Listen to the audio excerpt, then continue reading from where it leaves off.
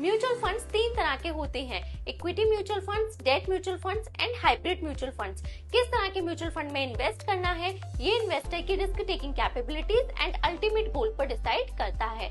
अगर investor long term के लिए इन्वेस्ट करना चाहते हैं, उनको रिटर्न अच्छा चाहिए होता है बट रिस्क लेने के लिए भी वो रेडी रहते हैं, तो इस केस में उनके टोटल इन्वेस्टमेंट अमाउंट का 65% या उससे ज्यादा का पैसा कंपनीज के इक्विटी शेयर्स में लगाया जाता है।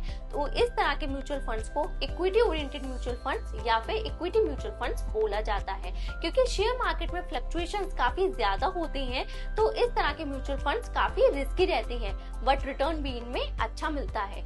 दूसरे होते हैं डेट म्यूचुअल फंड्स। तो अगर इन्वेस्टर शॉर्ट टर्म से मीडियम टर्म में इन्वेस्टमेंट करना चाहते हैं, उनको टाइमली फिक्स्ड रेट से रिटर्न चाहिए होता है, रिस्क लेने के लिए वो रेडी नहीं होते हैं, तो इस केस में उनके टोटल इन्वेस्टमेंट अमाउंट का 65% या उससे ज्यादा का अमाउंट कंपनीज के डेट इंस्ट्रूमेंट्स में, बॉन्ड्स में और गवर्नमेंट सिक्योरिटीज में लगाया जाता है। इस तरह के म्यूचुअल फंड्स को डेट म्यूचुअल फंड्स बोला जाता है। क्योंकि शेयर मार्केट के फ्लक्चुएशंस का इस तरह के म्यूचुअल फंड्स पे कोई इम्पैक्ट नहीं पड़ता, तो इसलिए ये म्यूचुअल फंड्स कम रिस्की होते हैं बट रिटर्न भी इनमें कम मिलता है।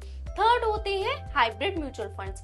तो अगर इन्वेस्टर चाहते हैं कि उनको टाइमली फिक्स रेट से रिटर्न भी मिलता रहे, साथ ही साथ उनका पैसा ग्रो भी करे, तो इस केस में हाइब्रिड म्यूचुअल फंड्स में पैसा लगाया जाता है।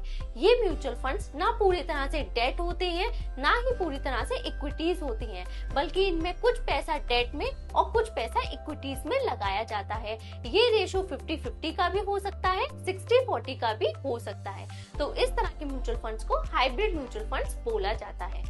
For more such informative videos, subscribe to my channel.